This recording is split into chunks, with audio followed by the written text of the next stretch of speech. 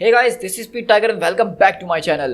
और आज के इस एपिसोड के अंदर मैं आप लोग के साथ एक डार्क रेन का नया ही टॉपिक शेयर करने जा रहा हूँ। इस टॉपिक के बेसिकली हमारे पास एक अलग अलग पार्ट्स हैं। ये कोई एक सीरीज़ नहीं है, कोई स्टोरी आर्क नहीं है, लेकिन एक दूसरे से कनेक्टेड ज़रूर हैं। इस सीरीज़ का जो नाम है बेसिकली है द लिस्ट। इस सीरीज़ के अंदर होगा ये कि नॉर्मन ऑसबॉर्न ने अपनी एक लिस्ट तैयार करी है जो कि उसको काम करने हैं। उसमें बहुत सारे हीरोज़ को जान से मार देना, बहुत सारी टीम्स को ख़त्म कर देना, इस तरह के काम होने वाले हैं। तो इस लिस्ट के हर एक अलग अलग एपिसोड के अंदर हम देखेंगे कि नॉर्मन ऑसबॉर्न ने हर सुपर हीरो के लिए क्या सोच के रखा है और उसके साथ वो क्या काम कर रहा है। तो बेसिकली एक तरह से देखी जाए तो ये नॉर्मन ऑसबॉर्न की एक हिट लिस्ट होने वाली है जिसको हम फॉलो करेंगे अपने कुछ अलग अलग 6 से 8 कॉमिक्स के अंदर। तो आज के इस फर्स्ट एपिसोड के अंदर द लिस्ट की हम जो बात करेंगे वो है द लिस्ट अवेंजर्स। मतलब नॉर्मन ऑसबॉर्न की लिस्ट के अंदर जो सबसे पहला काम है वो है अवेंजर्स को खत्म करना, और उसी के हवाले से इस एपिसोड को हम आज कंटिन्यू करेंगे। तो जो लोग मेरे चैनल पे फर्स्ट टाइम आ रहे हैं मैं उनसे रिक्वेस्ट करना चाहूँगा, अगर आप मेरी इस तरह की कॉमिक बुक सीरीज़ को एंजॉय करना चाहते हैं, क्योंकि हम मार्वल कॉमिक्स की जो एक टाइमलाइन को फॉलो कर रहे हैं क्रोनोलॉजिकल ऑर्डर के अंदर, और अगर आप हमारी ज़बरदस्त किस्म की टाइमलाइन का हिस्सा बनना चाहते हैं सिर्फ सब्सक्राइब का बटन दबाइए और हमारे साथ इस ग्रुप का हिस्सा बन जाइए। सो गाइस, चलिए बिना किसी और बातों के इस ऑसम वीडियो को हम स्टार्ट करते हैं।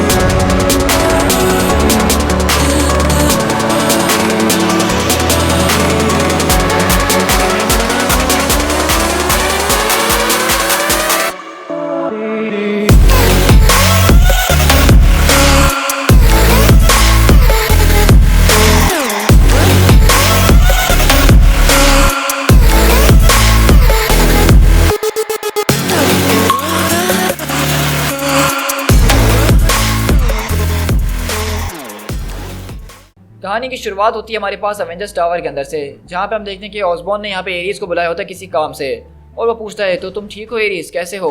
तो कहता है कि तुम यहाँ पे किससे बात कर रहे थे? तो कहता है कि नहीं, मैं किसी से नहीं, अपने आर्मर के अंदर कुछ एडजस्टमेंट्स और नोट्स लिख रहा था। तो एरीज पूछता है खैर ये बताओ कि आज हम क्या करने वाले हैं?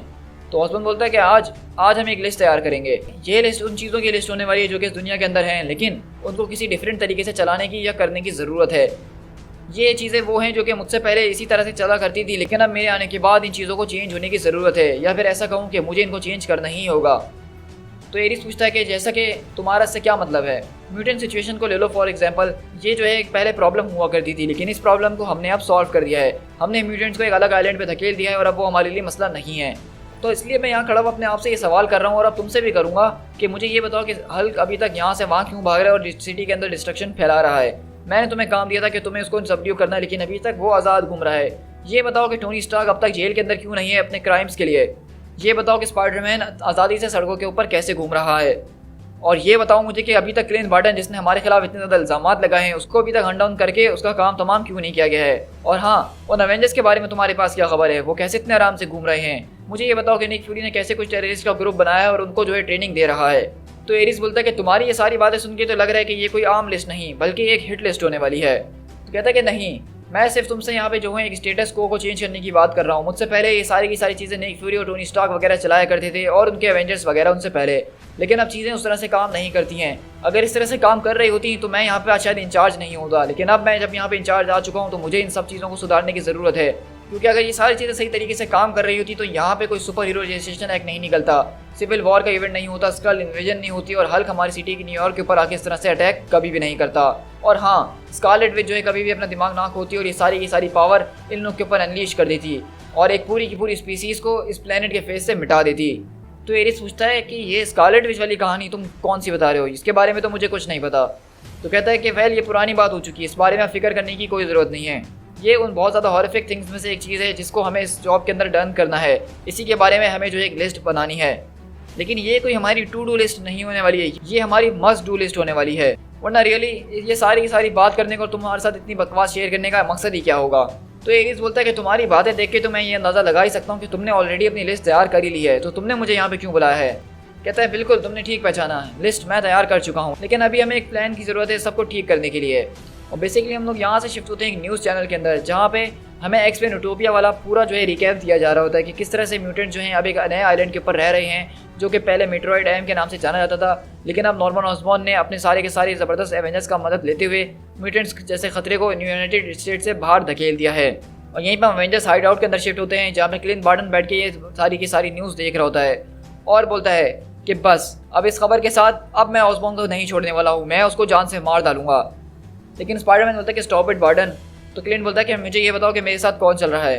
तो वहीं पे सब बोलते हैं कि बार्टन अब तुम दोबारा से शुरू होने की ज़रूरत नहीं है, हम इस बारे में पहले ही बहुत बार बात कर चुके हैं। और लिटरली जो गाइस इस स्टोरी को देख रहे हैं मेरे साथ वो जानते हैं कि बार्टन जो है शुरू से ही मतलब पहले दिन से डार्क रेन के जो है नॉर्मन ऑसबॉर्न को जान से मार देना चाहता है और वो ये टॉपिक बार बार यहाँ पे छेड़ता रहता ही है।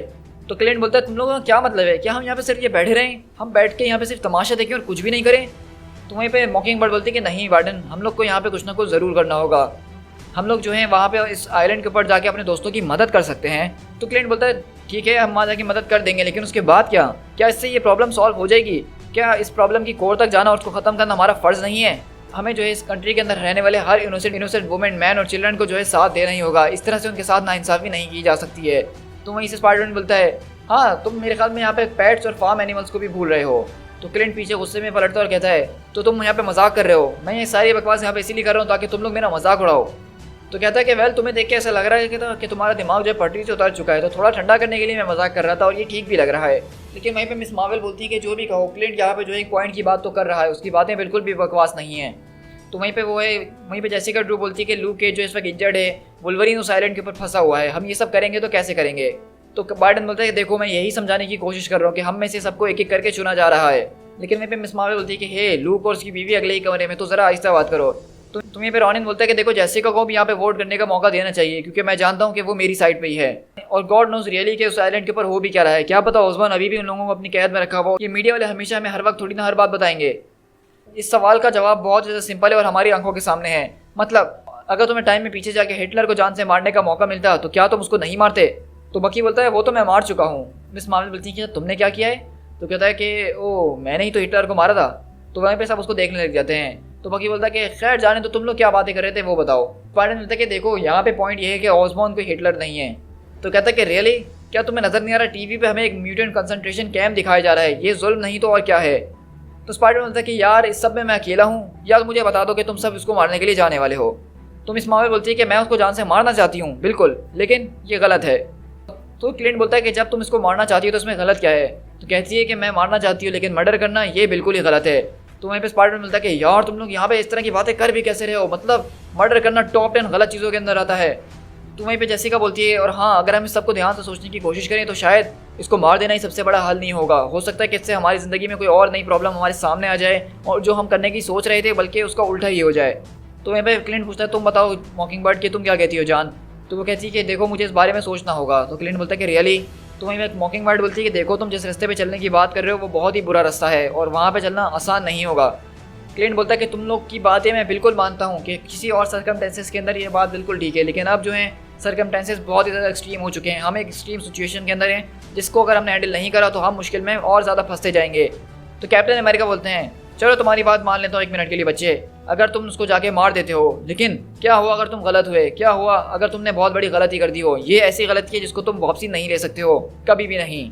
वहीं पे स्पाइडरमैन जो है जैसा कि आपको हमेशा से पता है कि किलिंग के बिल्कुल ही ज़्यादा खिलाफ होता है और अभी भी वो यहाँ पे क्लिंट से यही बहस कर रहा होता है कि हम ये सब बातें यहाँ पे कर क्यों रहे हैं, हमें जब ऐसा कुछ करना ही नहीं तो उसके बारे में सोचने का क्या फ़ायदा। तो वहीं पे क्लिंट बोलता है इसका मतलब यही है कि तुम सब यहाँ पे बैठ के सिर्फ तमाशा देखने वाले और कुछ नहीं करोगे। तो वहीं पे मिस मार्वल बोलती है कि नहीं, हम यहाँ पे बैठेंगे अपने दोस्तों के साथ मिलके एक प्लान बनाएंगे और मैं इस बात पे वोट करती हूँ कि हमें सैन फ्रांसिस्को जाना चाहिए अपने एक्समैन दोस्तों के साथ और उनकी पहले मदद करनी चाहिए। तो क्लिंट बोलता है और मैं वोट करूँगा कि हमें अब छुपना ख़त्म कर देना चाहिए, हमें जो है इस नट जॉब ऑसबॉर्न का जो है काम तमाम कर देना चाहिए, या फिर अगर स्पाइडी ने इसका काम पहले ही कभी तमाम कर दिया होता तो आज ये नौबत कभी नहीं आती। तो ये कैप्टन अमेरिका बोलते हैं ठीक है उसके बाद हम क्या करेंगे? उसके बाद से तुम्हारा क्या मतलब है? कहता है ये तो तुम्हारी प्लान की सिर्फ शुरुआत है ना, अगर हम उसको जान से मार देंगे तो उसके बाद हम क्या करेंगे, इसके आगे का प्लान वो मुझे बताओ। तो कहता है क्या मतलब इस बात का, अगर तुम लोग सैन फ्रांसिस्को जाने की बात करो तो उसके बाद का क्या प्लान है, क्या तुम वो मुझे बताओगे? तो कैप्टन अमेरिका बोलते हैं कि मैं तुमसे दोनों के बारे में ही पूछ रहा हूँ, तुम लोग जो कुछ भी प्लान कर रहे हो हमें उसके आगे की सोचनी है कि उसके बाद हम क्या करेंगे। तो मिस मार्वल बोलती हैं कि वेल कैप्टन अमेरिका आप बिल्कुल ठीक कह रहे हैं, हमें मेरे ख्याल से यहाँ बैठ के इस सब के बारे में आराम से सोचना चाहिए। लेकिन वहीं पे क्लिंट को गुस्सा आता है और वो रूम छोड़ते हुए जाते हुए बोलता है कि बस बहुत हो गया, अब मैं और ज़्यादा नहीं बैठ सकता हूँ। और स्पाइडरमैन बोलता है कि वाओ देखो कितने आराम से वो यहाँ से चले गया, वो अपनी जान से जो है हाथ धो बैठेगा। तो बॉबी बोलती है कि नहीं नहीं, मैं उससे बात करूंगी, मैं उसको ऐसे जाने नहीं दूंगी। और यहीं हम देखते हैं कि क्लिंट जो है वहाँ पे बाहर खड़ा हुआ एवेंजर्स टावर की तरफ देख रहा होता है और वो अपने गुस्से को कंट्रोल करने की पूरी कोशिश कर रहा होता है। और वहीं पे मॉकिंगबर्ड आती है उसके पास और पूछती है कि अब तुम क्या करने वाले हो। तो कहता है कि मैं तुम लोग को ऑलरेडी बता चुका हूँ। तो क्या मतलब तुम अकेले ही जा रहे हो? तो कहता है आई गेस अब मेरे पास कोई और चारा नहीं है, मेरे साथ कोई नहीं आ रहा तो मैं किसी को फोर्स नहीं कर सकता हूँ। तो मॉकिंगबर्ड बोलती है कि मैं तुम्हारे साथ चलूंगी, लेकिन तुम मेरे साथ चलना नहीं चाहती हो। हाँ मैं तुम्हारे साथ चलना तो नहीं चाहती हूँ, लेकिन मैं ये भी नहीं देख सकती तुम्हारा दिमाग जो इस वक्त आधे गुस्से के अंदर है वो वहाँ पे जाके कुछ गलत कदम उठा ले और अपने आप को तुम जान से मरवा दो, स्पेशली जब मुझे इस बारे में पता हो और मैं कुछ ना करूँ।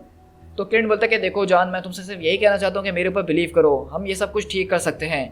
तो कहती है ठीक है, मुझे तुम्हारे ऊपर पूरा विश्वास है, तो बताओ हम इस कहानी को किस तरह से सेटल करने वाले हैं, क्या है तुम्हारे पास प्लान? मैं थोड़ी इन्फॉर्मेशन गैदर करके लाऊंगा। तो कहती है जब सही टाइम आए तो मुझे कॉल कर लेना।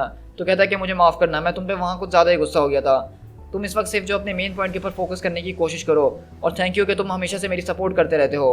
और हम देखते हैं कि यहीं से जो है एक दूसरे को किस करते हैं और वो लोग आगे सो जाते हैं। लेकिन यहाँ पे रात में जब मॉकिंगबर्ड सो जाती है तो रॉनिन वो यहाँ पे आज सोने नहीं वाला है, उसके दिमाग में जो है हलचल मची हुई है और वो जब तक उसको मार ना दे वो सुकून से नहीं बैठेगा।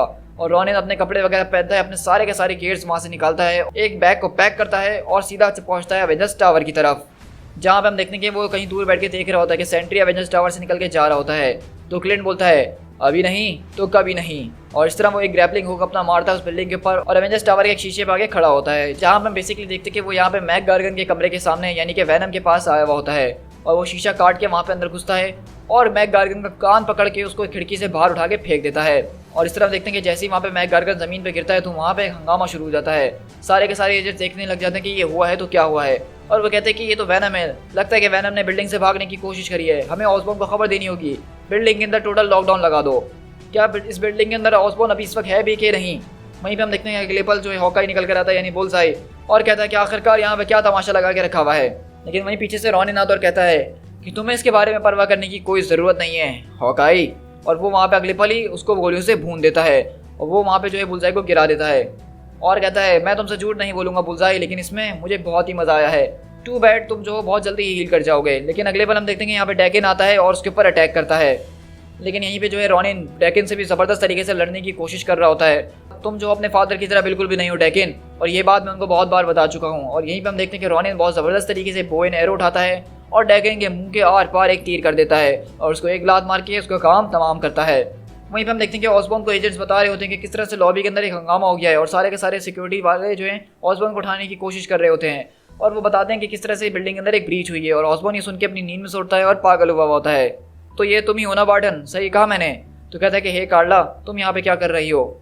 तो कहती है कि मैं क्या कर रही हूँ, मुझे ये बताओ कि तुम यहाँ पे क्या कर रहे हो? तो कहता है कि मैं यहाँ पे तुम्हारे बॉस को किस करने के लिए आया हूँ, क्या तुम मेरी मदद करोगे उसके अंदर? प्लान तो काफ़ी अच्छा है लेकिन मैं ये कर नहीं सकती हूँ। तो कहता है क्या तुम मेरे रास्ते के अंदर इसी तरह से खड़ी रहोगी या फिर मेरे साथ चलना चाहोगी पुराने टाइम्स की तरह? लेकिन वहीं पे हम देखते हैं कि कार्ला सोच में पड़ जाती है। लेकिन अगले पल ऑसबॉर्न चिल्लाता है सारे के सारे रेजिडेंट फ्लोर को सर्वर 3 के ऊपर लेकर आओ, मुझे दिखाओ कि मैक गार्गन आखिरकार है कहाँ और वो इस फोर्टिफाइड विंडो के बाहर गया कैसे। लेकिन वहीं पे कार्ला जो है रॉनिन के ऊपर अटैक करते हुए बोलती है कि माफ़ करना, कैमरास मुझे देख रहे हैं, मैं कुछ कर नहीं सकती हूँ। लेकिन अगले पल क्योंकि नॉर्मन ऑसबॉर्न ने जो है यहाँ पे जो है लॉकडाउन लगा दिया था पूरी बिल्डिंग के ऊपर, तो रॉनिन के सामने एक शील्ड आ जाती है। तो कार्ला बोलती है कि तुम्हारी किस्मत अच्छी है, बच गए इस बार। और वहीं पे बोलता है कि सिक्योरिटी लॉकडाउन काम आ ही गया। और इसी तरह वो यहाँ से आगे बढ़ता है। यहीं से ऑसबॉर्न अपने कपड़े वगैरह पहन रहा होता है, घबराया हुआ होता है और कहता है कि सारे के सारे एजेंट्स स्ट्रीट का जो सीन हुआ है उसको फ़ौरन कंटेन किया जाए, मुझे जो एक पूरा का पूरा बटालियन चाहिए एवेंजर्स रेजिडेंस के ऊपर, सारे के सारे एवेंजर जो है वापसी लौट के अपने कमरों के अंदर जाएं। गार्गन तुम तो आज के बाद एक अंधेरे कुएं के अंदर रहने वाले हो जहाँ पे तुम्हें कोई रोशनी भी ना मिल सके। लेकिन अगली बार हम देखते हैं ऑसबॉर्न को जो है पीछे से किसी चीज़ की आवाज़ आती है और वहाँ पे एक गन लोड होती है। वहीं पे ऑसबॉर्न बोलता है तो मैं तुम्हारी कोई मदद कर सकता हूँ, लेकिन रॉनिन यहाँ पे कोई उससे बात भी नहीं करता और सीधा उसके ऊपर एक गोली चला देता है। तुम्हें क्या लगता है मेरे पास सिर्फ निक फ्यूरी की जॉब है? मेरे पास निक फ्यूरी के सारे खिलौने भी हैं और इसके अंदर पर्सनल फोर्स फील्ड भी इंक्लूडेड है। मैं इस बारे में जानता ही था कि तुम मुझे मारना चाहते हो।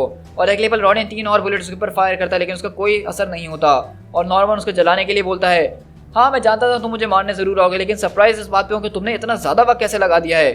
सरप्राइज इस बात पे भी हूँ कि तुम यहाँ पे अकेले ही चले आए, इतने ज़्यादा फुलिश हो तुम। लेकिन वहीं पे रॉनिन अपनी गन फेंकता है और उसके पास आता है और बोलता है चलो अब देखते हैं कि तुम्हारी पर्सनल शील्ड किस तरह से काम करती है जब मैं तुम्हें इस खिड़की से उठा के बाहर फेंकूंगा। तो ऑसबॉर्न बोलता है कि ये तुम्हारे सपने के अंदर भी नहीं होने वाला, क्योंकि अगले पल हम देखने के पीछे से एरीज आता है और रॉनिन को पकड़ के उसके गर्दन से उसको घसीट के दूर फेंकता है।